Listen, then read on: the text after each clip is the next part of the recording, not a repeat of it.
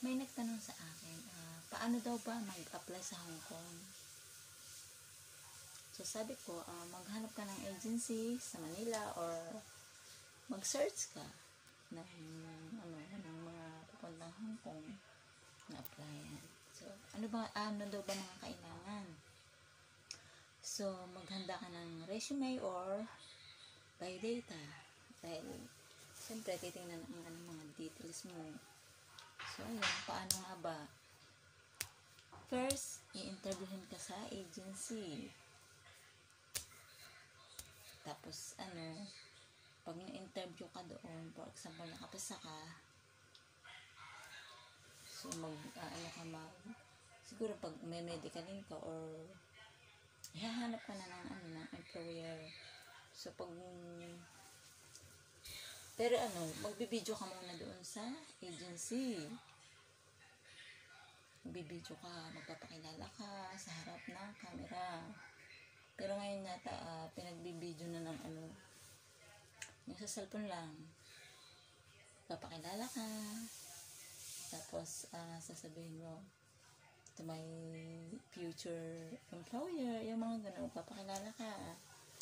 So, ganun. Tapos, yung mga video na yun, ipapanood dito sa Hong Kong. Tapos, may mga employer na manonood. Kung magugustuhan kayo, mahahay kayo. Parang gano'n. So, yun. Ganun ang pag-apply. Hindi rin madali. Dadaan kayo sa butas ng karayom. Ganun ang pag-apply. Kailangan matyaga din. Yun. Tapos yun nga, yung for example, meron na kayong video. Yung mga agency dito sa Hong Kong,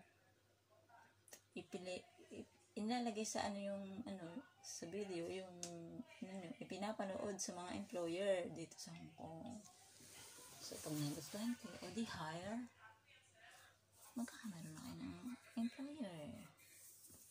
Tapos pag may employer na kayo, ayun na, start na ng process.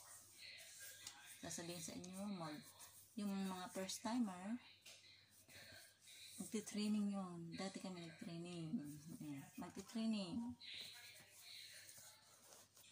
Medical, training.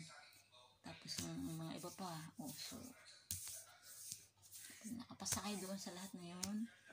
Kung may employer na kayo. Tapos, good health kayo. Wala kayong problema sa medical. Makakarating kayo ng Hong Kong. Yun. Or sa ibang bansa man. Ganun din. Kailangan matyaga kayong mag-apply. Sa mga nagtatanong, paano daw mag-apply? So, yun nga. Search agency. Meron din namang direct, pero mahirap ngayon ang mga direct na kaya sa mga gusto mag-apply, apply na.